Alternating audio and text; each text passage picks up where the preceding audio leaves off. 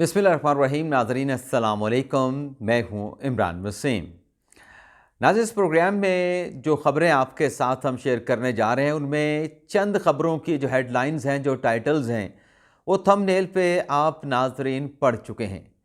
लेकिन इन ख़बरों की तफसीलात में जाने से पहले, जैसा कि आप तमाम देखने वाले जानते हैं कि हम अपने मॉर्निंग वीलॉग का आगाज़ करते हैं जो अहम अदालतों में अहम मुकदमात की समाअत होना होती है, उनकी डिटेल्स मुख्तसर सी जो तफसीलात होती हैं वो आपके साथ हम शेयर करते हैं।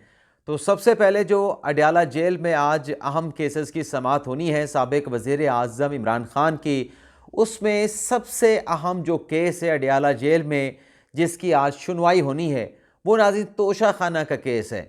तोशा खाना के मुकदमे में नाज़रीन गुज़िश्ता रोज़ ये हुआ था कि इमरान खान साहब ने अपने कौंसल की तब्दीली की दरख्वास्त दी।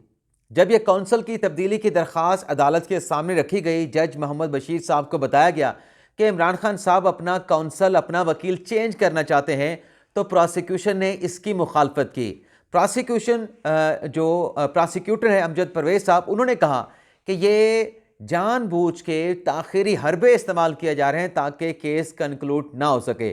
तो जज साहब ने, मोहम्मद बशीर साहब ने प्रोसिक्यूटर की इस्तदा को एक्सेप्ट कर लिया। खान साहब की इस्तदा को कि उन्हें वकील चेंज करने की इजाज़त दी जाए, इसको मुस्तरद कर दिया और साथ में जो हक़ दावा था इमरान खान साहब का गवाहों पे जिरा करने का, वो भी ख़त्म कर दिया। और जिरा का हक़ ख़त्म करते हुए जज साहब ने इमरान खान साहब को आज के लिए नाजरीन ये हुक्म दिया था कि आज इमरान खान साहब जो कटहरा है, जो विटनेस बॉक्स है, वहाँ पे पेश होंगे और इमरान खान साहब अपना सेक्शन 342 का बयान रिकॉर्ड कराएंगे। यानी तोशा खाना में जो इमरान खान साहब पे अख्तियारात के नाजायज़ इस्तेमाल का जो इल्ज़ाम है उसका जवाब देंगे और यही आज के दिन का इमरान खान साहब का बयान होगा जो मीडिया पे, ज़ाहिर सी बात है कि वहाँ पे मीडिया को रसाई है, मीडिया जहाँ के वहाँ पे रिपोर्ट करता है, जो भी अदालती कार्रवाई होती है इमरान खान साहब मीडिया के साथ इंटरेक्ट भी करते हैं। तो ये आज बयान इमरान खान साहब का जेल में रिकॉर्ड होगा जिसे मीडिया वहाँ से रिपोर्ट करेगा, जिसका मैंने थंबनेल पे जिक्र भी किया है कि इमरान खान साहब का आज अहम बयान जो है वो सामने आने का इम्कान। अब आ जाते हैं नाज़रीन, 190 मिलियन पाउंड केस की भी आज अडयाला जेल में समाअत होना है। उस हवाले से जो डेवलपमेंट होगी, जो अदालती कार्रवाई होगी 190 मिलियन पाउंड केस के हवाले से या तोशा खाना केस के हवाले से इमरान खान साहब ने किस किस्म का और क्या बयान रिकॉर्ड कराया है, ये डिटेल आपके साथ हम शेयर करेंगे। लेकिन साइफ़र केस में नाज़रीन रात तक जब हम ये वीलॉग रिकॉर्ड कर रहे हैं और आप नाज़रीन को मालूम भी है कि आज मैंने निकलना है बहावलपुर के लिए, छोटे भाई की शादी है, तो जब तक मैंने प्रोसीडिंग को देखा था तो साइफ़र केस की समाअत चल रही थी और साइफ़र केस में जो आज़म खान साहब का स्टेटमेंट है वो रिकॉर्ड कर लिया गया था और जो बाकी के जो गवाहान हैं उन पे स्टेट काउंसिल की जानिब से जिरा जारी थी। इमरान खान साहब और शाह महमूद कुरैशी साहब जो कि जब इस केस को, साइफ़र केस को अबुल हसन ज़ुल्करनैन साहब ने किसी दूसरी अदालत में मुंतकिल किया ग़ालिबन सर्दी की वजह से, तो इमरान खान साहब को पैगाम भेजा गया, शाह महमूद कुरैशी साहब को पैगाम भेजा गया। तो शाह महमूद कुरैशी तो अपने वकला के साथ दूसरी अदालत में पहुँच गए जज साहब के बुलाने पर। हालाँकि जज साहब ने उन पर शदीद बरमी का इजहार भी किया और दौरान समाज शाह महमूद कुरैशी साहब ने जो तलख कलामी की उस पर जज साहब ने उनसे ये भी कहा था कि मुनासिब रवैया रखें, बसूरत दिगर आपको अदालत से बाहर निकाल दिया जाएगा। लेकिन खान साहब को 3 मरतबा पैगाम भेजा गया लेकिन खान साहब अदालत में नहीं आए। खान साहब ने पैगाम का यह जवाब दिया कि मैं अपने वकला के साथ, स्टेट काउंसिल नहीं, अपने वकला के साथ अदालत में पेश होऊंगा। तो ये नाज़रीन वहाँ पर जिरा चल रही है और इम्कान है कि आज जितने भी गवाहान हैं, ज़्यादा से ज़्यादा गवाहान पे जिरा जो है स्टेट काउंसिल जो है वो जो है उन्होंने रात गए मुकम्मल कर ली होगी। इसके अलावा नाज़रीन आज इस्लामाबाद हाई कोर्ट में डॉक्टर फहमीदा मिर्ज़ा साहब का जो इलेक्शन का मैटर है, जो उन्होंने इलेक्शन कमीशन को दरख्वास्त में फ़रीक बनाया है, इस्लामाबाद हाई कोर्ट के जस्टिस अरबाब ताहिर साहब जो है इस केस की समाअत करेंगे। शहरियार अफरीदी और शानदाना गुलज़ार साहबा जिनके MPO के ऑर्डर जारी किए थे डिप्टी कमिश्नर इस्लामाबाद ने और जस्टिस बाबर सत्तार साहब ने, जो डिप्टी कमिश्नर का अख्तियार था ये MP ऑर्डर जारी करने का, नज़रबंदी के ऑर्डर जारी करने का, इसको कलअदम करार दिया था और साथ में कंटेम्प्ट की कार्रवाई का आगाज़ भी किया था। तो इस बाबर सत्तार साहब के सिंगल बेंच के फैसले के खिलाफ जो डिप्टी कमिश्नर इस्लामाबाद की इंट्रा कोर्ट अपील थी, उस पर आखिरी समाअत में जो हुक्मनामा था बाबर सत्तार साहब का, वो आमिर फारूक साहब ने, तारिक महमूद जंगरी साहब ने सस्पेंड कर दिया था। तो आज डिप्टी कमिश्नर इस्लामाबाद की इंट्रा कोर्ट अपील पर समाअत भी होने जा रही है। इसके अलावा सुप्रीम कोर्ट में आज बड़े अहम केसेस की समाअत होनी है, ख़ास तौर पे जो FIA की जानिब से सहाफ़ियों को हरासा करने का मामला है, जिसमें आज इम्कान है कि chief justice of Pakistan justice Qazi Faez Isa, justice Mohammad Ali Mazhar और जस्टिस मुसर्रत हलाली का जो बेंच है, जब इस अदालती कार्रवाई का आगाज़ करेगा तो एक तो हमारे जो सदर हैं अकील अफजल साहब वो पेश होंगे, अटॉर्नी जनरल पेश होंगे, सुप्रीम कोर्ट बार के जो सदर हैं अपने शहजाद शौकत साहब वो पेश होंगे, इस्लामाबाद के कोर्ट रिपोर्टर के जो सदर हैं फयाज महमूद साहब वो पेश होंगे। लेकिन आज इस बात का भी नाज़रीन इम्कान है कि PFUJ और RIUJ के जो नुमाइंदे हैं या मुंतखब नुमाइंदे हैं वो भी आज अदालत में पेश हो सकते हैं। लेकिन नाज़रीन जो एक और चीज़ है मैं एक और नुक्ता आपके साथ शेयर करने जा रहा हूँ कि जो इस बेंच के जो तीनों जजेस हैं, काजी फ़ाइज़ साहब, जस्टिस जनाब अपना मोहम्मद अली मज़हर साहब और जस्टिस मुसर्रत हलाली साहब, कल की कार्रवाई को, गुज़िश्ता रोज़ की कार्रवाई को अगर दोबारा से माइन्यूटली देखें, आप उसका जायज़ा लें, तो तीनों जज साहबान ने सोशल मीडिया पे तहफ़्फ़ुज़ात का इजहार किया था। ख़ास तौर पे मुसर्रत हलाली साहबा ने, काजी फ़ाइज़ साहब ने इतना नहीं बात की, उन्होंने कहा था कि तनकीद करें, जितनी सख्त कर सकते हैं करें, लेकिन इदारे को गाली ना दें। लेकिन मुसर्रत हलाली साहबा ने और मुसर्रत अपने मोहम्मद अली मज़हर साहब ने कहा था कि सोशल मीडिया को जो है वो आमदन का यानी ज़रिया मुआश बना लिया गया है, लेकिन सोशल मीडिया पे डॉलर कमाते हुए इदारों को मलाइन किया जाता है, जिस पे इदारे तबाह हो रहे हैं। इस पे अफसोस का इज़हार किया था। तो ये भी एक पहलू है नाज़रीन इस अदालती कार्रवाई का कि अखबारात हों, TV चैनल्स हों, उनके तो रेगुलेटर हैं, लेकिन सोशल मीडिया का कोई रेगुलेटर नहीं। जिसकी जो मर्ज़ी है, जिसका जो मन चाहता है, वो आके सोशल मीडिया पे अपनी ख्वाहिश को खबर बना के बेच देता है और डॉलर कमा लेता है। तो आज इस केस में भी कोई बड़ी खबर सामने आ सकती है। जो भी डेवलपमेंट हुई नेक्स्ट व्लॉग में आपके साथ हम शेयर करेंगे। इसके अलावा नाज़रीन बड़ी तादाद में जो नॉमिनेशन पेपर की रिजेक्शन या एक्सेप्टेंस का मामला था, उसकी भी आज सुप्रीम कोर्ट में समाअत हो गई। डॉक्टर फहमीदा मिर्ज़ा के नॉमिनेशन पेपर को जो चैलेंज किया था सजाद अली ने, वो भी आज केस लगना है। इसके अलावा टोबर टैक्सिंग के हल्का NA 105 से राना जवाद हसन उनकी दोहरी शहरियत का मामला है, यह आज सुप्रीम कोर्ट में ज़ेर समाअत आएगा। जाहिद इकबाल विहाड़ी PP 234 से कैंडिडेट हैं, लेकिन उनके ऊपर सरकारी वाजबात की अदम अदायगी का इल्ज़ाम है। तो बहुत सारी ऐसे इलेक्शन डिस्प्यूट हैं जिनकी आज सुप्रीम कोर्ट में समाअत होने वाली है। बहुत सारे इम्कान है कि बहुत सारे कैंडिडेट जिनके आज मैटर्स लगे हुए हैं, उन्हें सुप्रीम कोर्ट से इलेक्शन लड़ने की इजाज़त मिल सकती है। अब आ जाते हैं नाज़रीन कि इमरान खान साहब ने क्या रजामंदी का इजहार किया और अंपायर की उंगली क्यों खड़ी हुई है, और काजी फ़ाइज़ ईसा और जनरल बाजवा को मुजरम किसने करार दिया है कि ये दोनों शख्सियात, एक चीफ जस्टिस ऑफ पाकिस्तान हैं, एक साबिक आर्मी चीफ हैं, किसने इन्हें मुजरम करार दिया है और उनका अपना खुद का कंडक्ट क्या है। नाज़रीन कल जब साइफर केस में इमरान खान साहब की इंटरेक्शन हुई मीडिया के नुमाइंदों के साथ, तो शाह महमूद कुरैशी साहब ने कुछ फरमाया, कुछ कलमात कहे। अब मैं आपको बताता हूँ, फिर उस पर साथ साथ तबसरा भी करेंगे, एनालिसिस भी उसका करेंगे। तो शाह महमूद कुरैशी साहब ने कहा कि साइफर का मामला उठने से पहले जनरल बाजवा से मुलाकात हुई थी। उन्होंने कहा कि इमरान खान साहब ने 3 रुकनी कमेटी बनाई थी, जिसमें असद उमर थे, परवेज़ खटक थे और मैं शामिल था। तो हम आर्मी चीफ के हाउस में गए, वहाँ पे सन रूम में हमारी आर्मी चीफ के साथ मुलाकात हुई। मुलाकात के बाद परवेज़ खटक और जो असद उमर थे वो बाहर चले गए, लेकिन जनरल बाजवा ने मुझे रोक लिया और जनरल बाजवा ने मुझे कहा, ये शाह महमूद कुरैशी साहब इल्ज़ाम लगा रहे हैं साबिक आर्मी चीफ जनरल बाजवा के, कि जनरल बाजवा ने मुझे कहा कि अपना किबला दुरुस्त कर लो, वरना 12 साल की साइफर केस में सज़ा हो जाएगी। अब नाज़रीन क्या शाह महमूद कुरैशी साहब के इस इल्ज़ाम को माना जाए? शाह महमूद कुरैशी साहब पे तो ये ऑफेंस लगा नहीं 12 साल वाला। 12 साल वाला तो ऑफेंस जो केस साइफर का चल रहा है, उसमें शाह महमूद कुरैशी पे 12 साल की सज़ा वाला कोई सेक्शन नहीं लगा हुआ।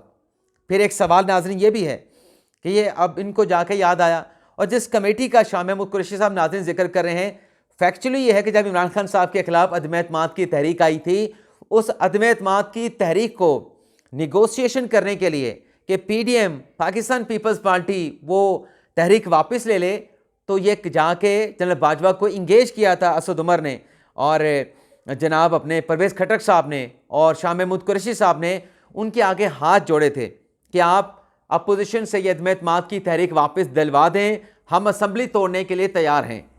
ये नाज़रीन ऑन रिकॉर्ड मौजूद है, ऑन रिकॉर्ड मौजूद है।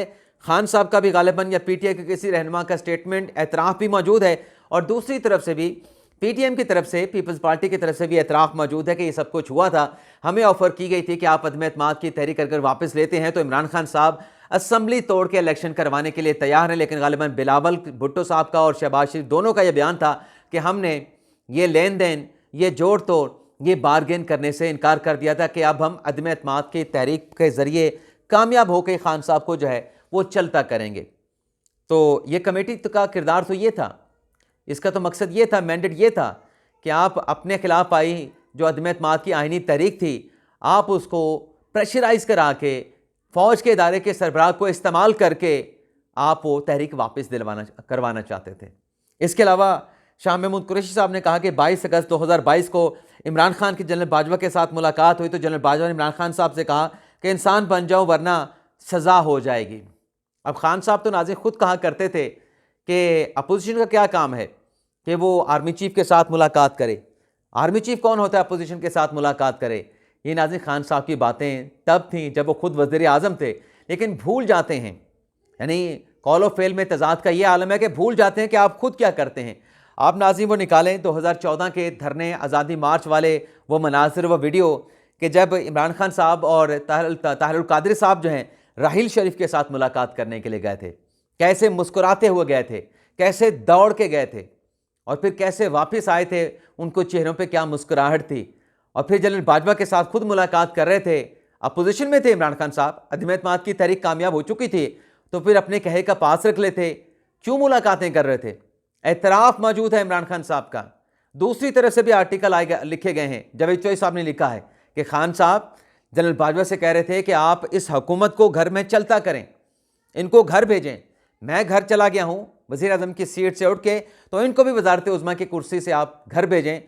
तो ये गैर आइनी इक़दाम उठाने के आर्मी चीफ को कौन मशवरे दे रहा था? खान साहब दे रहे थे। और बता कौन रहा है? शाह महमूद कुरैशी साहब बता रहे हैं।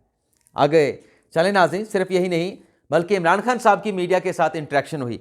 अब खान साहब ने वहाँ पे अपने मुकदमात के हवाले से बात की, खान साहब ने इंतखाबात के हवाले से बात की, और खान साहब कहते हैं कि नवाज शरीफ वीगो डाले वाला वज़ीर बनना चाहता है। खान साहब वो तो बनना चाहता है, नहीं बनना चाहता, तारीख़ उसका फ़ैसला करेगी, लेकिन आपका तारीख़ मौरख जो है ये लिख चुका है कि आप भी वीगो डाले वाले वज़ीर आज़म थे, आप वीगो डाले वाले वज़ीर आज़म थे। इसको कैसे आप झुटलाएंगे? आपकी बातों में एतराफ़ मौजूद है कि मेरे खिलाफ कोई भी अगर नंबर पूरे नहीं होते थे तो मैं उनसे कहता था, मैं बाजवा से कहता था, फैज़ अमीर से कहता था कि असम्बली में हमारे नंबर पूरे कर दो, हमने ये कानून साजी करनी है, ये करारदाद पास करानी है। तो आप तो खुद मानते हैं कि आप वीगो डाले वाले वज़ीर आज़म थे। तो जो खुद वज़ीर आज़म वीगो डाले वाला हो, वो दूसरे पे क्या इल्ज़ाम लगाएगा? यानी दूसरे पे थूकने से पहले बंदा अपना गिरबान भी देखे, दूसरे को इल्ज़ाम धरने से पहले, दूसरे पे इल्ज़ाम धरने से पहले अपना गिरबान भी देखे कि मेरा खुद का किरदार क्या था। और अभी भी नाज़रीन, अभी भी खान साहब उसी जगह पे खड़े हैं। मैं अभी आपको एक और चीज़ बताने जा रहा हूँ। खान साहब ने कहा कि जनरल बाजवा मेरे पीछे पड़ा हुआ था कि NRO दे दो। अब खान साहब नाज़रीन अपने दौरे इक़्तिदार में खुद कहा करते थे कि मैं NRO नहीं दूंगा। जनरल बाजवा तो बहुत ज़्यादा जमहूरी आर्मी चीफ़ हैं, इससे बेहतर तो आर्मी चीफ़ जो कि जमहूरियत पसंद हो पाकिस्तान की तारीख़ में नहीं आया। अब आप कह रहे हैं कि जनरल बाजवा NRO दिलवाना चाहता था, तो आप तो उसका खुद दिफा करते थे, खुद उसकी तारीफ़ें करते थे, उसको एक्सटेंशन भी दी। आगे चलें। खान साहब ने कहा कि हमारे कारकुनों को जो गिरफ़्तार किया गया, ये संडे के रोज़ की बात कर रहे हैं, परसों जो खान साहब के ऐलान के मुताबिक जो खान साहब ने कहा था कि बाहर निकलें, जलसे जुलूस करें, इलेक्शन कैंपेन करें, उस पर जो गिरफ़्तारियाँ हुई, ख़ास तौर पे कराची में जो पुलिस के ऊपर पथराव किया गया, खान साहब कहते हैं कि हमारे कारकुनान को गिरफ़्तार किया गया, इसकी ज़िम्मेदारी चीफ जस्टिस काजी फ़ाइज़ साहब पे आती है। यानी शाह महमूद कुरैशी साहब ने जनरल बाजवा को ज़िम्मेदार ठहरा दिया, और यहाँ पे इमरान खान साहब ने जनाब चीफ जस्टिस काजी फ़ाइज़ साहब को ज़िम्मेदार ठहरा दिया। भाई कैसे आप ज़िम्मेदार ठहरा रहे हैं? आपने रैलियाँ निकालती थी, आप निकालते, आपने रैलियाँ निकालनी थी, आप निकालते, लेकिन उसके लिए इलेक्शन कमीशन के कोड ऑफ कंडक्ट को फॉलो करते हुए मकामी जो एडमिनिस्ट्रेशन थी, इंतज़ामिया थी, उनको बताते तो सही। आपने कहा था कि हमने बता दिया। बताने का मकसद ये नहीं था कि आपने इजाज़त लेनी थी, परमिशन लेनी थी। इलेक्शन कमीशन का कोड ऑफ कंडक्ट है, बंदे उम्मीदवार आपके अपने उम्मीदवार इंतज़ामिया से रैली निकालने की इजाज़त ना लें तहरीरी तौर पे, तो ये काजी फाइसा का कसूर है? खान साहब बताएं ना, काजी फाइसा का कसूर है? काजी फाइसा ने वहां पे जाके इंतज़ामिया से आपको जाके इजाज़त लेके देनी थी, आपके लोगों ने अप्लाई करना था। कितने दिन पहले आपने ऐलान किया था कि इतवार के दिन निकलें, तो क्यों नहीं अप्लाई किया? अपने लोगों से पूछें, किसी और पे इल्ज़ाम लगाने से पहले सोचें तो सही कह क्या रहे हैं। लेकिन नहीं सोचा जाएगा, क्योंकि सियासी बयानिया हमने बनाना है। हमने अपनी जिम्मेदारी, अपनी गलती का एतराफ़ नहीं करना। हमने अपनी जिम्मेदारी दूसरे पे डालने के दूसरा हमारा काम करके दे, हमने अपना काम नहीं करना। हमने तो अपने पाँव पे कुल्हाड़ियाँ चलानी हैं। हमने तो अपने लिए खुदकुश हमला आवर अपने आप को साबित करना है। आगे कहते हैं, अब वो जो खान साहब जमहूरियत की बातें करते हैं, बीगो डाले वाले वज़ीर-ए-आज़म की बात करते हैं, खान साहब कहते हैं कि एस्टेब्लिशमेंट के साथ मुज़ाकरात के लिए तैयार हूँ। खान साहब किस हैसियत में आप एस्टेब्लिशमेंट के साथ मुज़ाकरात करेंगे? आपके तो खुद बयान, जिसका मैंने अभी जिक्र किया कि अपोजिशन का क्या काम है, आर्मी चीफ के साथ मुलाकात करें, तो आपका क्या काम है आर्मी चीफ के साथ मुलाकात करें। लेकिन नाजरीन, खान साहब जो अब मुज़ाकरात के लिए तैयार हैं, जो इनके बैरिस्टर गौहर साहब भी कहते हैं कि सीज़ फायर होना चाहिए, वहाँ से उंगली खड़ी है, अंपायर की उंगली खड़ी है। ये खान साहब ने अपनी इस्तलाह दी थी, टर्म दी थी कि अंपायर की उंगली खड़ी हो जाएगी। तो उस अंपायर की उंगली खड़ी है कि सियासी जमातों के साथ हमारा कोई ताल्लुक वास्ता नहीं। आप जाने, सियासी जमातें जाने, आपस में बैठ के डिसाइड करें। इसके अलावा नाजरीन, इसहाक